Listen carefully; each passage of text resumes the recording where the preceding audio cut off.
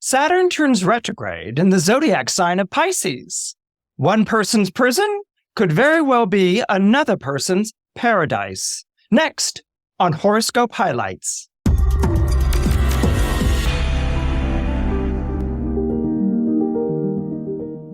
This podcast episode is sponsored by Astrology Hub's Academy. Wherever you are on your astrology journey, we have a class that will help you get to the next level. Hello, my name is Christopher Renstrom, and I'm your weekly horoscope columnist here on Astrology Hub. And this week, I wanted to talk to you about Saturn turning retrograde in the zodiac sign of Pisces on June 17th. Now, Saturn retrogrades are a bit of a problem for astrologers. I mean, Saturn is pretty well known as being the planet of tests, trials, and tribulations. When Saturn is moving forward in the sky and affecting the horoscopes below, Saturn is said to bring all kinds of obstacles, detours, and delays to whatever plans or aspirations you may have. So what happens during the period of time when Saturn is moving retrograde? What happens during the period of time when Saturn is moving backwards in the sky? During that time when Saturn is retrograde, does that mean the reverse of what Saturn does when it's moving direct? Retrogrades are often associated to bringing out the reverse side of a planet. Mercury, for instance, the planet of buying and selling, the planet of shopkeepers, if you will, becomes the planet of shoplifters when it's turned retrograde. Instead of purchases and sales going off without a second thought, during a period of time when Mercury is retrograde, one is often warned to check the merchandise, to check the print of a contract or a lease, because something might have found its way into this agreement, which might be covering up for some sort of defect or some sort of fault, something that perhaps might spoil the purchase itself.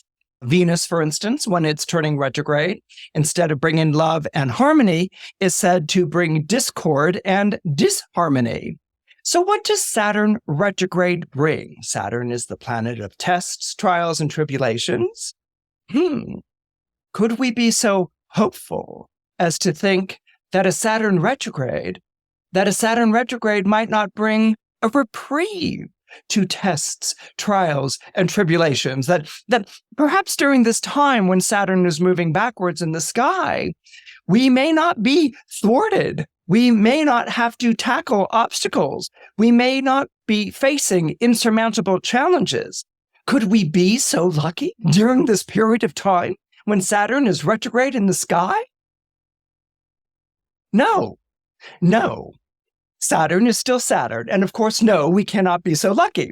So during this period of time when Saturn is retrograde, what Saturn does is almost kind of become, in a way, redundant. It's a planet that already slows things down, so things become slower. It's a planet that already introduces detours and delays, so we meet with more detours and delays during this period of time that's moving backwards in the sky. So what do we get out of it?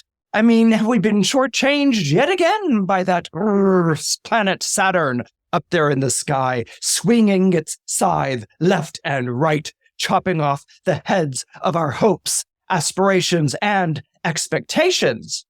Well, actually, what you'll read many astrologers say is that it's during the period of time that Saturn is retrograde that one should become contemplative, that one should become more mindful, that one should become more reflective. Now, this is something that many of us might already be doing in our times of lives, but during this period of time when Saturn is retrograde, it upsets our equilibrium. It slows down our rush. And it's a period of time in which we can either battle against the current, or we can go with the energy that Saturn is infusing in the skies above us, which is an energy that is directed more towards being, as I said before, reflective and contemplative. I would like to share with you at this point one of my favorite Saturn parables, which I think is very much associated with Saturn turning retrograde in the zodiac sign of Pisces. What we want to keep in mind before we begin this story is the idea of Saturn and the idea of Pisces. Saturn has often been associated with retreats, to those special places where one can contemplate and reflect. Saturn has a very long, rich, and deep history with monasteries, with convents, with ashrams, and with other spiritual, sacred spaces. Pisces is a sign that's very much associated with the invisible world. What do I mean by the invisible world? Pisces is very much associated to the phantasmal world, the world that we know exists around us, or perhaps tucked in certain pockets around that are hidden around this planet. Worlds are spaces that are not part of our day-to-day life, that are not easy to get to, and that are rumored to be very special places, soft places, that exists between this world and the next, between this world and the supernatural. So Pisces has always been associated to mysticism and the mystical experience. That is, those experiences of the divine that don't take place in near-death experiences, but those experiences with the divine that take place unexpectedly. We might be wandering down a path. We might be looking in the back room of an antique store or something like this. I mean, there are lots of examples where, Lion, Witch, and the Wardrobe, where one of the kids goes knocking on the back of the wardrobe and ends up in Narnia, in a place. And they were like, I was just in the back of my wardrobe a moment ago. So these are the sorts of worlds that are connected to Pisces, these mysterious worlds that can somehow appear like a mirage in our own world and that beckon us to come and visit. So Saturn, as I already pointed out, although associated with being a planet of obstacles, trials, tests, and tribulations, is also a planet that blesses those who pursue a more contemplative or a reflective life. Pisces is associated to invisible, mystical worlds. It can even be phantasmal realities, ghosts, and other spirits that we know are there, and of course we frustratingly cannot possibly prove. As I said before, I want to share with you one of my favorite Saturn parables, and this one is called Lost Horizon. Lost Horizon is a wonderful novel that I strongly recommend reading. It's just such a pleasure, and it reads like this beautiful fable. It was written by James Hilton in 1933, and it introduced the world to a place called Shangri-La. Lost Horizon is the story of Hugh Conway. Hugh Conway is a British consul who's been stationed in Afghanistan, who disappears under mysterious circumstances. Conway had once been an intellectual lion, a golden boy at school, but trench warfare during the First World War has reduced him to being a relic of his former self. Conway is plagued by nervous exhaustion, which is the telltale sign of melancholia. And melancholia, as you know, is a personality trait that is often associated to Saturn. It's a kind of mix between depression and a forlorn quality, and also kind of deep bitterness or anger. There's a little bit of an edge to melancholia as well. Well, at the start of the story, Afghanistan is in the midst of a revolution. During the evacuation of Baskul, where the British forces are evacuating everyone who's British and also everyone who's white, during this revolution that's taking place, during the evacuation of Baskul, Conway and his vice consul, Charles Mallinson, who is younger than Conway. Conway's perhaps like in his 30s, maybe late-ish 30s. And Mallinson is much younger. He's much more youthful and kind of fiery-tempered. The two of them are being escorted very quickly on board a plane, which needs to leave because the revolutionary forces are at the gates and they're going to take the city. And so he, last minute, hurries onto this plane with his vice consul, Charles Mallinson, and they meet and greet very quickly an American businessman by the name of Barnard and a British missionary named Miss Brinklow. Those are the only other passengers on this airplane. There is a pilot that Conway communicates to, and the pilot, doesn't really say anything. He signals that they're getting ready to take off. And so Conway and Mallinson quickly buckle themselves up in the seats.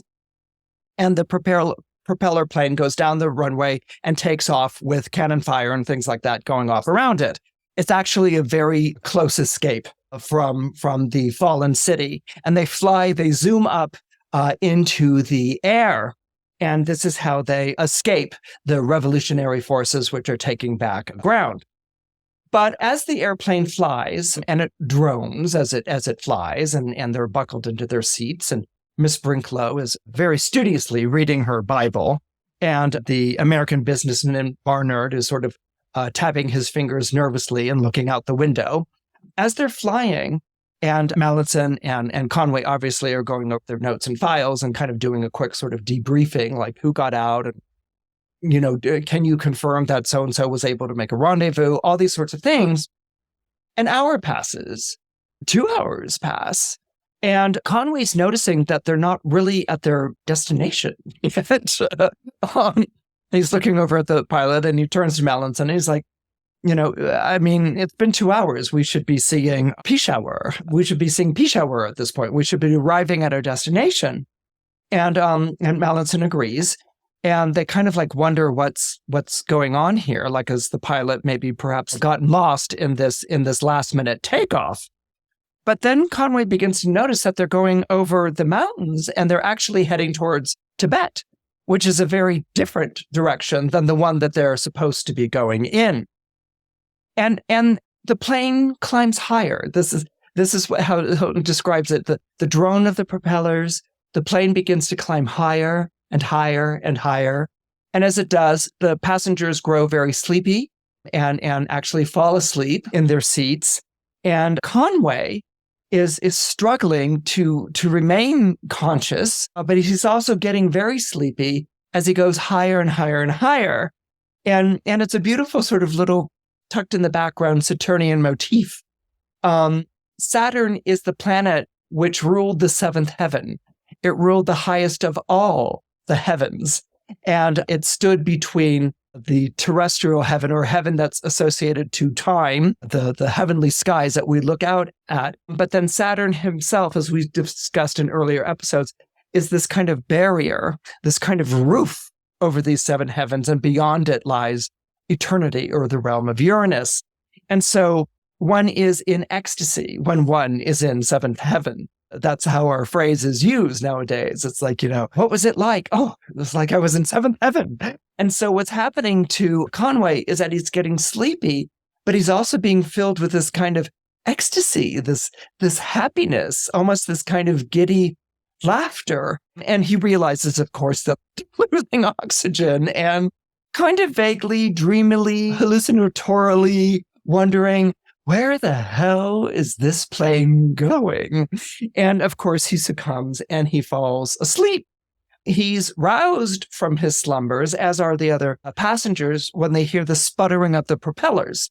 Instead of the drone, the propellers are now like... Conway has realized to his shock, as has Mallinson, that the plane has run out of gas. And that the pilot is trying to bring it in for a landing. Partly using the propellers, but also using gliding to bring the plane in for a landing. And they're not in a nosedive, but they're descending rather quickly.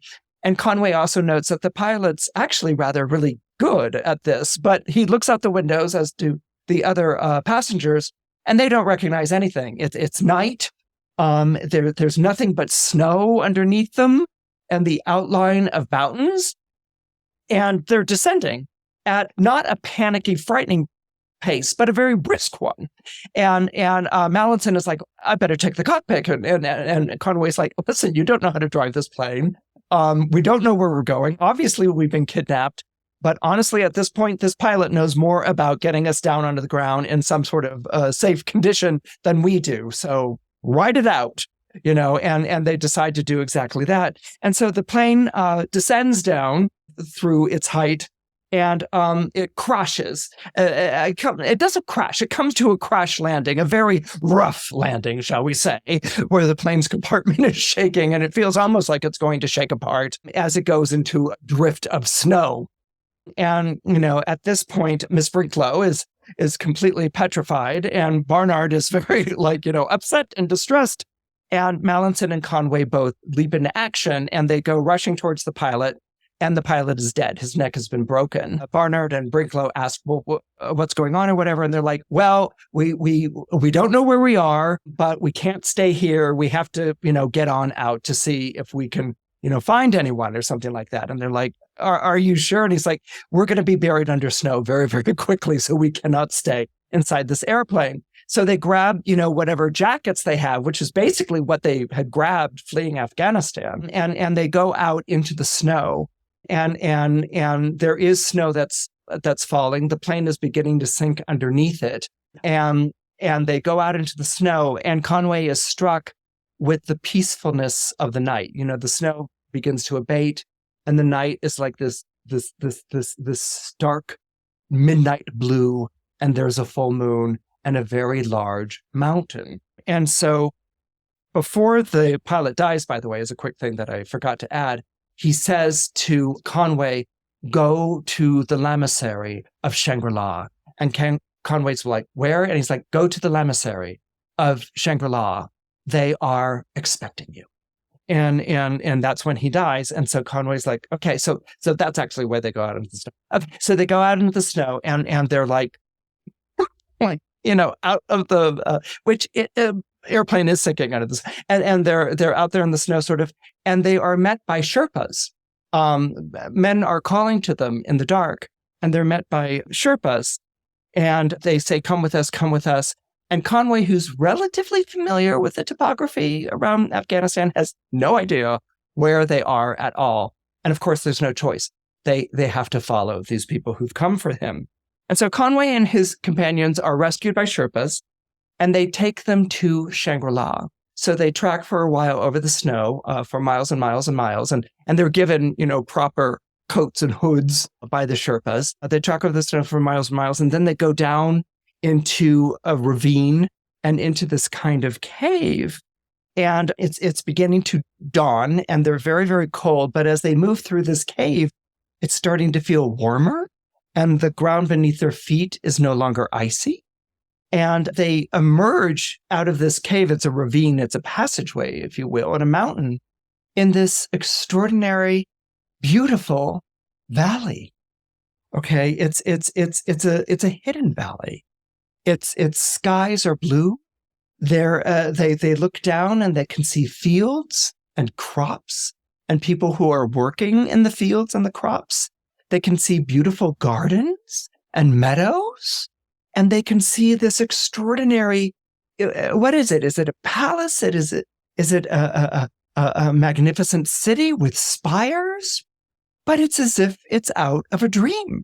And it's completely temperate. They quickly take off their coats because it's becoming really quite warm. And the Sherpas are laughing and, gesturing for them to go forward. And there's a guide who comes out to meet them. And they're taken into Shangri-La. They are taken into the hidden valley of Shangri-La, which is inhabited by a populace in which the members of this society are hundreds of years old. Now, the residences, as they're taken down into Shangri-La and they enter the city, the residences have all the amenities. Immediately, Miss Brinklow and Barnard and Mallinson and Conway are met and greeted and escorted by servants to their private chambers. You have to remember, this is like Afghanistan right after World War I, so the conditions, for the post that they had just left weren't exactly, but here it's like, it's almost like a 4-star hotel.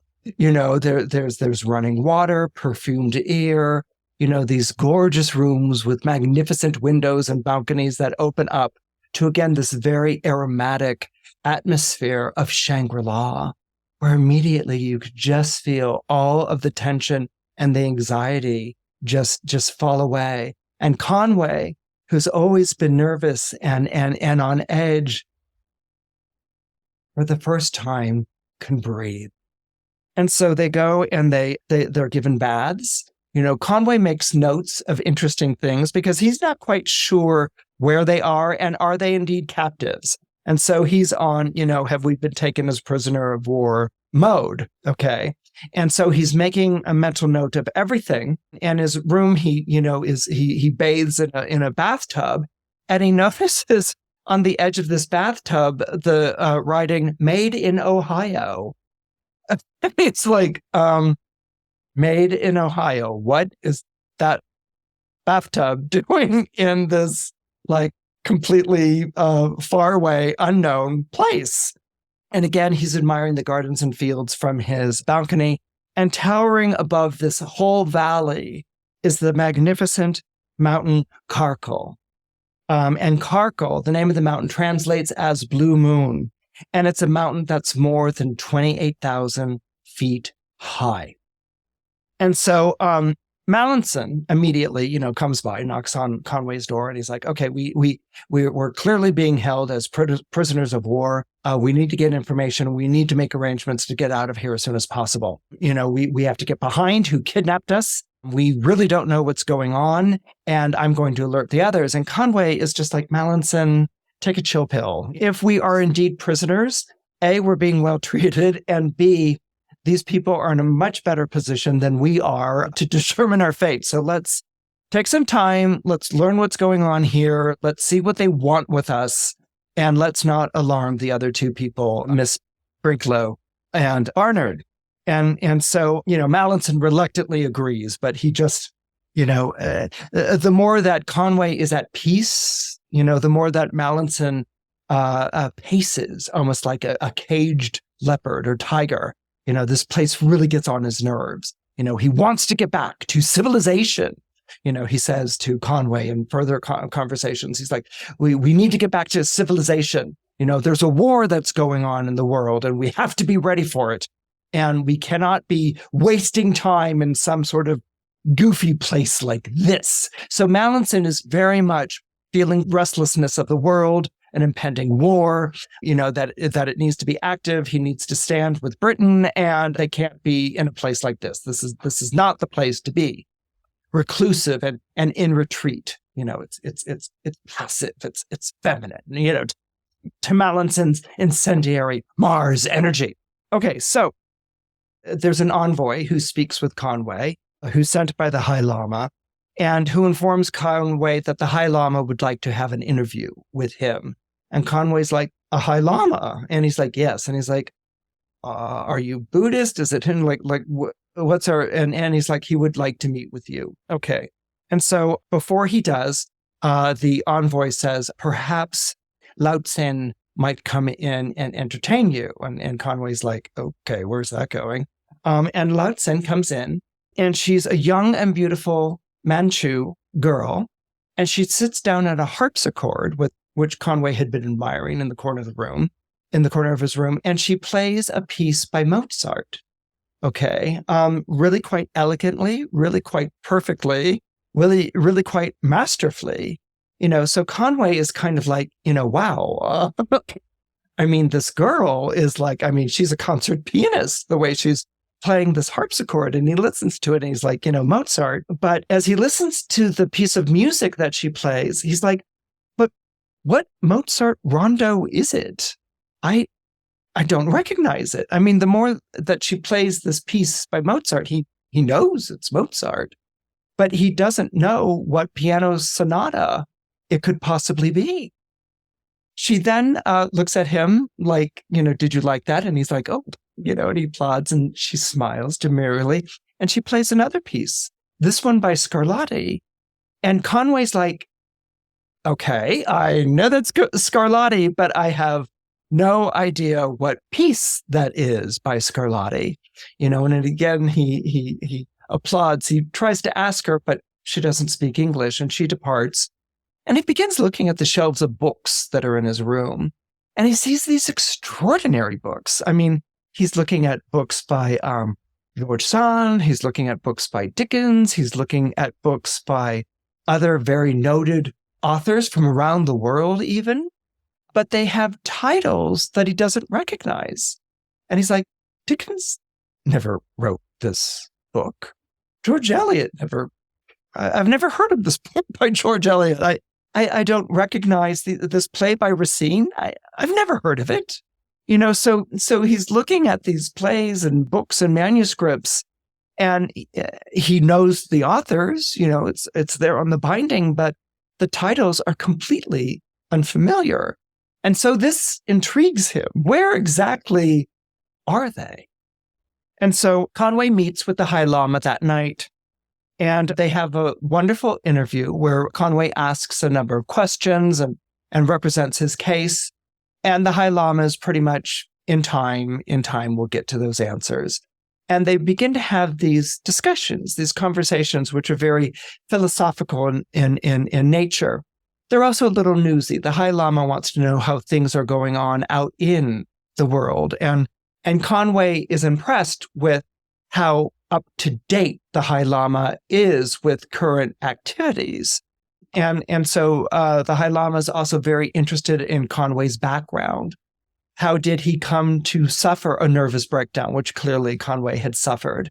And what were the circumstances that led to that? What was Conway's educational background? Is there, someone special in his life? All these sorts of things. And Conway's like, no, there isn't. And, the questions are conversational, but they're also a little bit pressing. And the High Lama is extremely gifted at deflecting or changing the topic away from himself, or giving just enough information, but not without much more behind that. For instance, Conway learns that there are regular traders that come to Shangri-La. It's not a completely isolated society. Although they grow their own food and cultivate things, they get things from the outside. Like, for instance, the bathtub from Ohio, that there are many things Shangri-La collects from the outside world that are brought in by traders, people who bring in these imports for money and are rewarded handsomely by the gold mines of Shangri-La. And so over these interviews, which go over a number of weeks and are different chapters in the book, Conway discovers that Shangri-La is indeed a sacred valley, and it is a sacred valley where time has stood still and where one will age slowly as long as you remain. Once you leave, however, the aging process kicks in quickly. Now, for those of you who have heard an earlier episode that I did about Saturn, you're going to recognize the Saturnian characteristics here. In the story of Saturn and his overthrow, Kronos, that's his Greek name, and his overthrow, Kronos rebels against his father, who is Uranus, who is Father Sky, and he castrates him, and he separates his mother, Gaia Earth, from Father Sky, Eternity, Uranus. And Saturn becomes time. He is the thing that stands between the earth, mortal life, and eternity, the stars that lie beyond us and forever beyond our grasp. And Saturn has that character. Now, Saturn, it's prophesied that Saturn's own children will overthrow him. And so as his wife Rhea gives birth, he goes and he swallows each child. There's an infamous painting of this called, Saturn. I think it's just Saturn by Goya, or Saturn devouring his children or his young or whatever.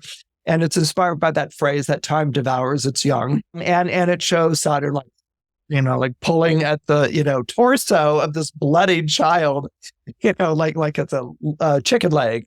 And it's really kind of horrific and sensational. And everyone pretty much knows that image. I think there's even an action figure. So, but that's not the only version of Saturn and the swallowing of his children that was told. There's another version, which Ovid recounts, in which Saturn, the god of time, swallows his children. Each child goes into his belly. Zeus or Jupiter escapes to later on lead a revolt against Saturn. But Jupiter escapes. But in that period of time when Saturn has swallowed his children, he has stopped time. And the Romans, as opposed to the Greeks, regarded this as a golden age, that time had stood still, that nothing aged and nothing became old or decrepit. Things grew. Many people in the Golden Age recount meadows and valleys that produced fruit, but with no real labor. And there were no walls or fortresses because no one felt the need of want. There was no need for war. There was no need to go and invade or to slay or destroy. Everyone was at peace as long as the Olympian gods resided in the belly of their father Saturn.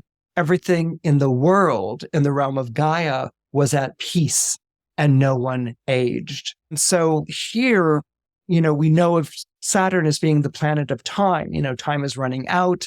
Tempus fugit, fleeting time, fugitive time.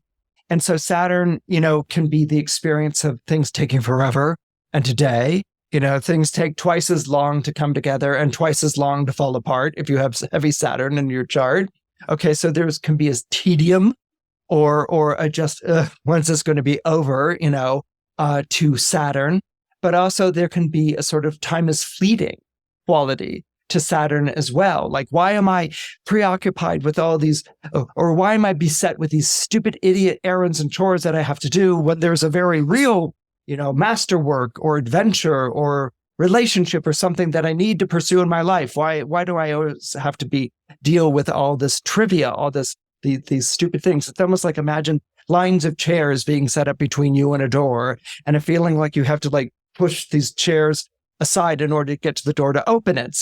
So time can also be the thing that frustrates or that gets in our way, and it's or circumstances or situations frustrate or get in our way, and so time is fleeting. This is taking away from my real work or my real life. There can be that sense that time is fleeting, and as you grow older, regret. Why didn't I do those things when I was younger? Why didn't I do those things when I had the opportunity? So Saturn can be the labor of time, time devouring its young, the idea of getting old and growing, that you're born young into the world and that you grow old and decrepit. And Saturn can also be the thing that is always fleeting in your life and can bring regret when you look back over your life. Like, why did I do those things? Why didn't I pursue that? Why did I genuflect to an obligation? These are in many ways the sorrows and the burdens and the remorse of Saturn. And so those are our general associations with Saturn, but Saturn also ruled over, as Ovid tells us in his story of Saturn and the story of the Golden Age, Saturn also rules over those places where time stands still. Okay, those places like El Dorado and Avalon and Brigadoon, hidden places where you don't grow old and where where time stands still, and that you grow older without showing any sort of age and without showing any sort of ruin. It rules over these legendary hidden places. And so Saturn is not only the god of time, but also the god of timelessness. But as long as you remain within the realm that is circumscribed by Saturn, right? And that's the key, or that's the caveat. And so the High Lama tells Conway, yes, time stands still here. You will age slowly as long as you remain. But once you leave, however, that aging process will kick in, and it will kick in very quickly. Over their interviews, the High Lama also imparts to Conway, he says to him, Shangri-La has a mission in the world. And Conway's like, oh, okay, we're finally at it. Why have we been kidnapped and brought here? And so in one of their many conversations that they have, the High Lama divulges to Conway that Shangri-La has been charged with a task of preserving the treasures of civilization so that they are not destroyed in the great wars to come. And this is fascinating because Hilton writes Lost Horizon in 1933. So this is right at the beginning of the rise of fascism. This is on the cusp of World War II. This follows on the heels of World War I, the war that was supposed to end all the wars.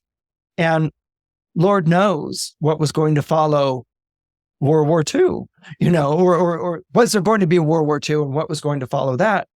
So he puts into the High Lama's mouth the lines, so that the treasures of civilization are not destroyed in the great wars, plural, to come. And so that's when Conway's like, Is that why when Lotsen played the Mozart and the Scarlatti, is that why, is that a Mozart piece? And he's like, exactly. It is a Mozart piece, but not one you would have known about. And he's like, and the Scarlatti, that's a Scarlatti piece and one you wouldn't have known about. And this book and that book. Mm-hmm. And he's like, where did you get them? And the High Lama says, we have had people going out into the outer world for centuries, and they go and they collect these. So they were taken before they were published, or they were taken before they were distributed.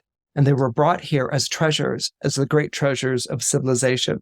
We have art, and we have all these beautiful pieces, these great philosophical tracts and religious sermons and things like that.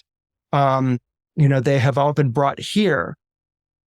And Conway's like, and you're holding them here. And he's like, yes. And Conway's like, so in other words, you're kind of like a Noah's Ark of all these great treasures of civilization. And the High Lama nods and said, yes, we are like a Noah's Ark. This is a place where they are held and they are kept. The High Lama then confides to Conway at this meeting.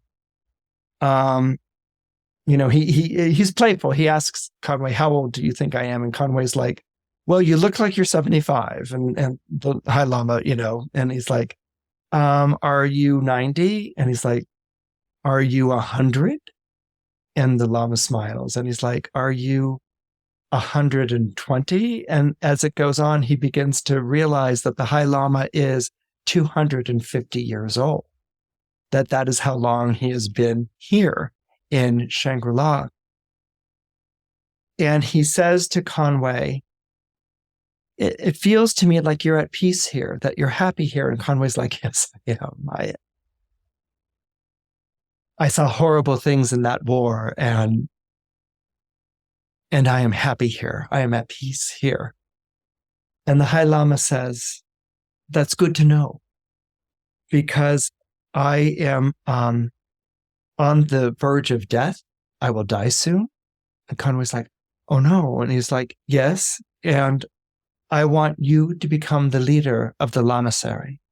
I want you to become the High Lama here in Shangri-La. And Conway's like, is that why I was? And the High Lama says, yes, that's why you were brought here. It was too bad that you were accompanied by 3 other people. And we hope that they will be happy here as well, because none of you will be allowed to leave. If you should leave, you would die immediately. So it would be ill-advisable. And we would appreciate it if you would say yes and become the new High Lama here in Shangri-La. And all Conway can think of is all of those books, those magnificent statues, these beautiful people, this music, this place. It's like paradise. And the High Lama says, wait to give me your answer. Now, caging it in a certain way. He's not particularly explicit about what exactly has been conveyed by the High Lama, but Conway goes and he sits down with Miss Brinklow, and they have conversation, and she has her Bible. She's a missionary, and she's just all kinds of excited about living in Shangri-La. And Conway's like, oh, you find the people enjoyable? Enjoyable. They're heathens. And I am bringing to them the word of Christ our Savior. And so I've started schools, and we sit down and I read to them passages from the Bible. And they're not like other students. They're very attentive. They're very polite. They take everything in. They haven't even heard of the Bible or our Lord Jesus. And I could just live here forever, converting them to Christianity and showing them the majesty of God. And Conway's like, okay, I've got my answer. And so he goes over to Barnard, the American, and he finds out from Barnard that he's actually on the lam. He's on the run. He's lost an enormous amount of money for himself and his shareholders on Wall Street, and that he had to flee America very quickly, and he's come to Shangri-La. And Conway's like, well, how are things getting on? How are you getting along with everyone here? And he's like, have you seen the mines? Have you seen the gold? Have you seen the diamonds? Have you seen the sparkling jewels? And Conway's like, no, but I imagine they're fabulous. And he's like, fabulous. Think of the fortune we could make. I mean, you don't have to want for anything. I mean, once the outside world finds out, about the gold that's here, I'm going to be a rich, rich, rich, rich man. And Conway's sort of like, okay, he knows that he knows that Barnard is happy. Not only has he escaped the bankers who were pursuing him, but he also knows that there's no way that the gold and the riches are getting out of Shangri-La, that it's a one-way street. And so he's happy with that. Barnard will have his adventures of enterprise, and Conway realizes that everyone in this valley is very yes and very polite and whatever, but that doesn't necessarily mean they're going to convert to Christianity or start strip mining Shangri-La. Okay. And it dawns on him. And of course they say yes. And of course they indulge, because they know that over time, each person will find their way. Each person will find their place in Shangri-La. There's decades, there's centuries for that to happen. And so he begins to wonder, how old are some of these people that he's talking to? Is for instance, Lao Tzen, she looks like she's 17 or 18, but is she older? She older than Conway? How long has she been here? The one person who isn't happy, as you might imagine, is Mallinson. Mallinson has worked himself into a fury. We have to get the word out. We have to get the word out. We've been kidnapped. We have to get back to the world. There's a war that's going on, that's beginning. And we need to be there, Conway. We need to be there. And we have information that they need to know about the fall of the British embassy. And we have to get this information back out to them. So Conway keeps putting Mallinson off. And eventually Mallinson gets into a very, just yells at Conway. And he's like, I have a feeling that you're basically, well, he doesn't say dicking me around, but that's the intent, that you're that you're distracting me, that you're putting me off, and I can't stand it. How can you stand and live in a place like this? It's so isolated. It's so tedious. I've got to get out, and we've got to get back to the real world, Conway. And you've got to help me, because this valley, with all of its whatever, this is not the real world. This is not what's going to decide the fate of the planet, and we have to get on back there. And so Conway feels a bit guilty or whatever. And Mallinson says, I don't see what you see in this place. I just don't get it. It's slow and it's tedious and ridiculous. There's a very real world out there, Conway, and we've got to get back to it. There's a great war that's going to be fought, and we have very valuable information about the fall of the British embassy that needs to be imparted. And we have a duty and we have a responsibility. And so Conway's like, yeah. And Mallinson says, and furthermore, I've gotten tired of you yesing me, and I've got some news to impart. And Conway's like, well, what news do you have to impart? And Mallinson says, Lao Tzen has fallen in love with me, and I've fallen in love with her. And he's like, really, that young lady? And Mallinson's like, yes, we absolutely love each other, Lao Tzen and me, and we love each other, and we're fated to be together. And she has communicated to me that she was abducted, like we were, and she was brought here against her will, and that she wants to go to the outside world. That she doesn't want to abide here any longer than need be, and we're madly in love with each other. And I've even hired some of those Sherpas. And they're going to take us out of Shangri-La tomorrow night. And they know the way out of this place, and we'll get back to the real world and get back to being the people that we really are, Conway, and upholding our responsibilities and our obligations. So Conway feels torn. He's like, this is not what I had anticipated. Well, that night, the High Lama dies, right? And all of Shangri-La goes into mourning. And so the following day, the envoy comes to Conway and says, have you made your decision? I was told that you would be taking over for the High Lama. And Conway is like, I want to. And the envoy is, you want to? Have we disappointed you in some way? And Conway's like, no. Damn it, you haven't disappointed me at all. And the envoy is like, well, what's happened? And he said, and so Conway tells about how Mallinson wants to return to the outside world and Lao Tsen wants to go with him. And he feels a protectiveness about both of these people, that there's no way that they would be able to get back on their own. They don't know the whole story, that Conway trusts the Sherpas to be able to bring him back again. And that if he could only go on this one errand to help them back to the world, he will come back quickly, right away, to Shangri-La. And the envoy is, the people that your Mallinson has hired are not the true Sherpas. They're people that we do trading with. They don't know the paths as well. And there is no guarantee that you will be able to find your way back. And Conway's like, I can't leave them like this. I mean, if anything, the fact that these aren't the people who know the way regularly makes it even more important that I be able to help them. At least I know some of the terrain, and the envoy is very saddened. And so Conway is, don't you see, I have an obligation to them, and I have an obligation to my country to impart knowledge that we have of the fall of our embassy. And so the envoy nods. And Conway's like, are you going to? And he's like, no, you are free to go. You can go. We can't guarantee. I wish you the best.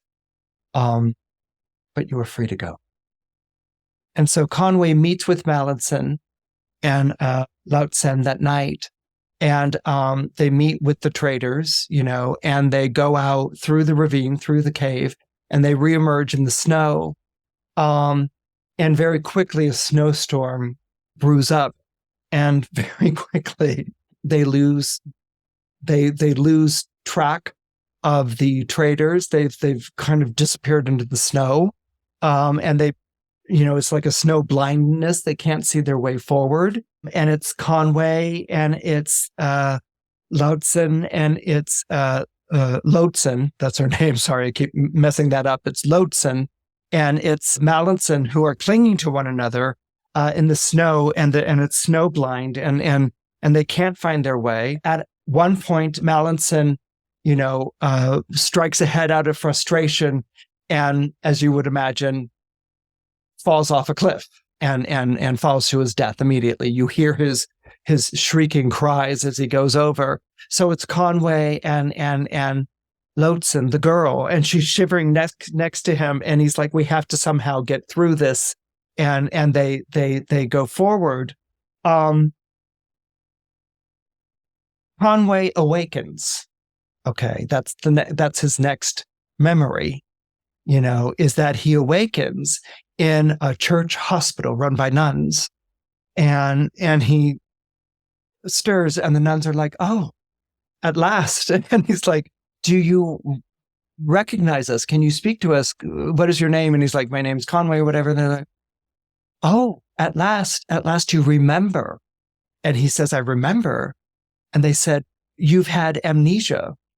You've been almost like in a fever dream in which you would come, or not a fever dream, but a coma. You would come out of this coma and try to talk to us, and we would ask you questions, and you had no memory.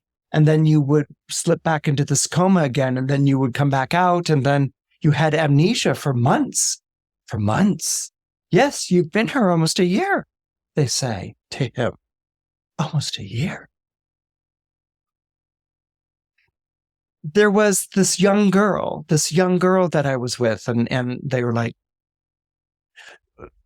she didn't. But this one nun says, but she wasn't a young girl.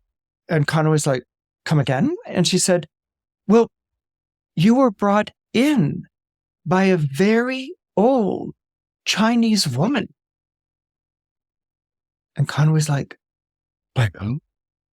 And she said, unfortunately, we couldn't communicate with her, but she was very old. We were surprised how she was able to, hold you up and to bring you in. I think she's the oldest person I've ever seen in my entire life. And he said, well, where is she? And she's like, she brought you in and she sat with you for a while, but alas, and I'm sorry to say, a couple of days later, she died. She passed away from exhaustion. And Conway's like this. And they're like, is there anything we can help you with? And he's like, I need to contact the British consulate. And he contacts the British consulate and they send an agent. And he's the person who actually takes down this story that I've just shared with you, the story of Lost Horizon. And the last we hear of Conway is from this person. The book ends with Conway going off in search of a way back to Shangri-La. And whether he makes it back or not to Shangri-La, we never find out. So Shangri-La itself, and that's how the story ends. Shangri-La itself, as I said, is a Saturnian place. Saturn rules over time, but Saturn also rules over timeless places like Avalon, El Dorado, Brigadoon, and even Never Never Land. And, the Saturnian imagery of Peter Pan, you have Captain Hook with the scythe, with the hook that's replaced the hand and all these sorts of things. But Hilton's Shangri-La, his hidden valley, is based on traditions in the Far East that speak of a hidden paradise. Early Buddhist writings called it Shambhala and describe it as a source of ancient wisdom. There was a belief in China that the Kunlun Mountains were rumored to contain a valley where immortals lived in perfect harmony. In Indian tradition, there was a place called Kalapa, north of the Himalayas, where dwelled a perfect people. In Russia, it was said that if the path of the Tartars was followed all the way back to Mongolia, you would discover a place where holy men lived apart from the world, in the land of what was called the White Waters. Shambhala, another name for Shangri-La, was reported to lie north of Tibet. But it begs a question. And it begs a very important question, this fable, this story of Saturn. Would we want it if we could have it?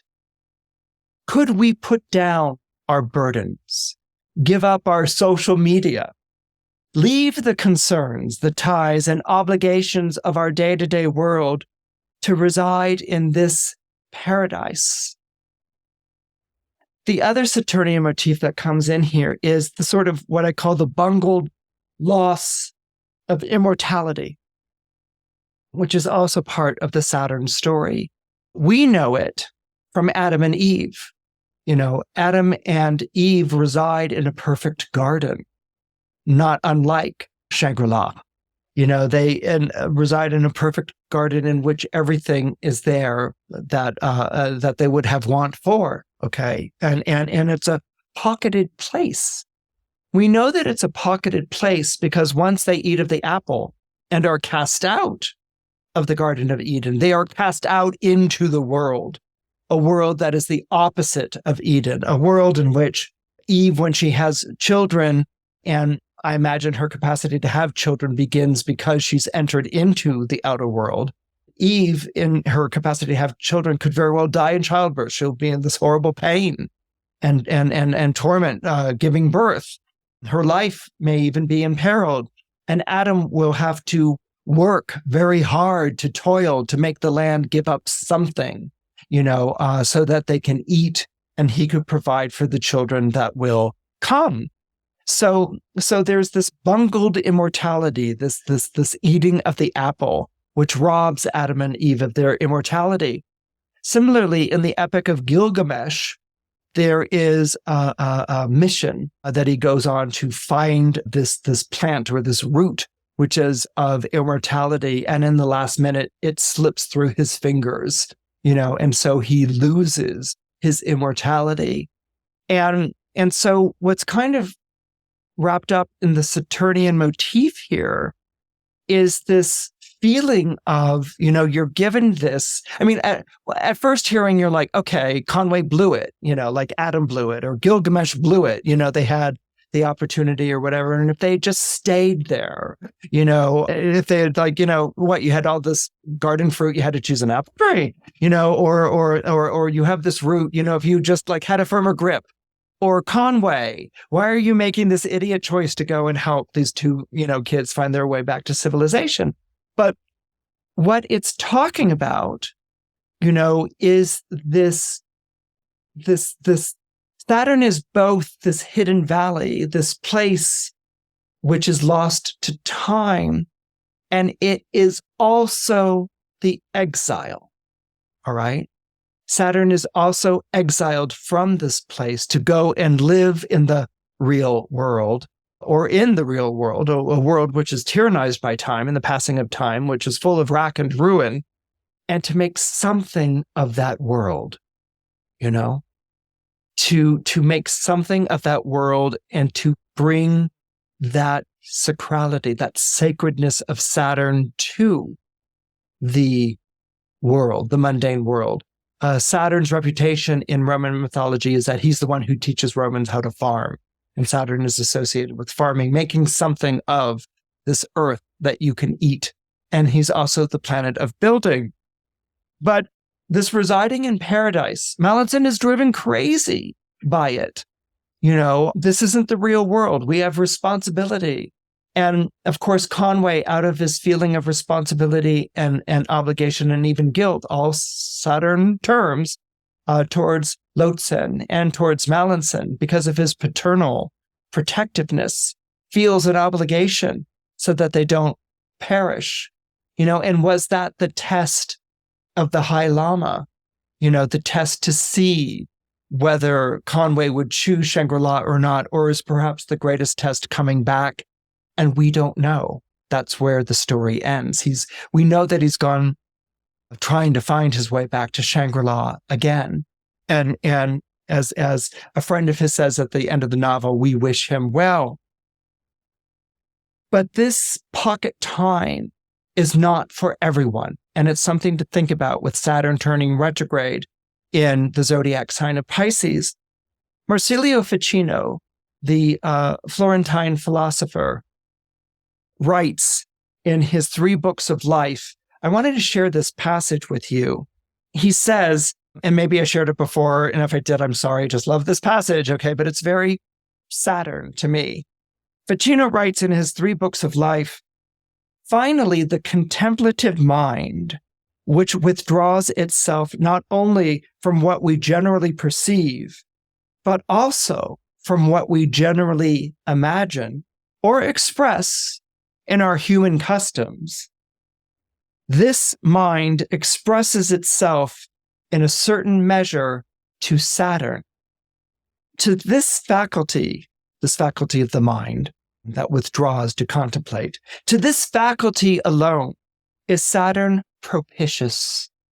For just as the sun is hostile to nocturnal animals, but friendly to those who are active in daylight, so is Saturn an enemy of those people who overtly lead a commonplace life, or who, though they flee the company of vulgar people, still do not lay aside their vulgar, commonplace thoughts. For he, Saturn, resigned common life to Jupiter, but retained the sequestered and divine life for himself. Men whose minds are truly withdrawn from the world are his kin, are Saturn's kin, and in him they find a friend. For Saturn himself is, to speak in Platonic terms, a Jupiter to those souls who inhabit the sublime spheres, in the same way as Jupiter is a helpful father to those who live in ordinary life. And so there's this distinction. Saturn is a friend to those who withdraw from the common everyday world to contemplate the higher spheres of life. This is the meaning of the seventh heaven, as Dante shares with us in Paradiso, that it is the height of contemplation. And to these people, Saturn is a friend. So to retreat from the common world with its need for money and for fame and for, being recognized and, hey, I'm living in the world, its need of those common things, that Saturn, when he was overthrown by Jupiter, relinquishes to Jupiter. Ovid even says we go from gold to silver, that Jupiter's reign is the silver age, not the golden one of Saturn. So Saturn relinquishes the commonplace world. It's basically the urban world would be a good way of thinking of it. He relinquishes the urban world, the world of society, to Jupiter. But for him, he says he will hold the sublimity of higher thought and contemplation.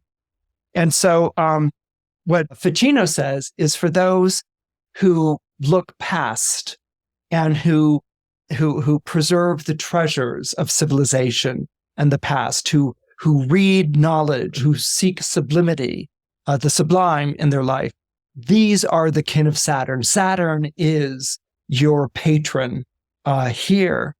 And then Ficino ends it with these beautiful lines. He says, instead of earthly life, the commonplace life, the place of fame and fortune and all these sorts of things. So instead of earthly life from which he himself is cut off, Saturn confers heavenly and eternal life on you. That's something to think about.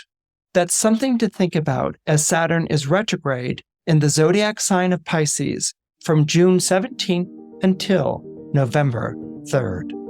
I hope you enjoyed this week's episode of Horoscope Highlights. Please don't forget to comment, like, and subscribe. Your support means a lot. See you next week.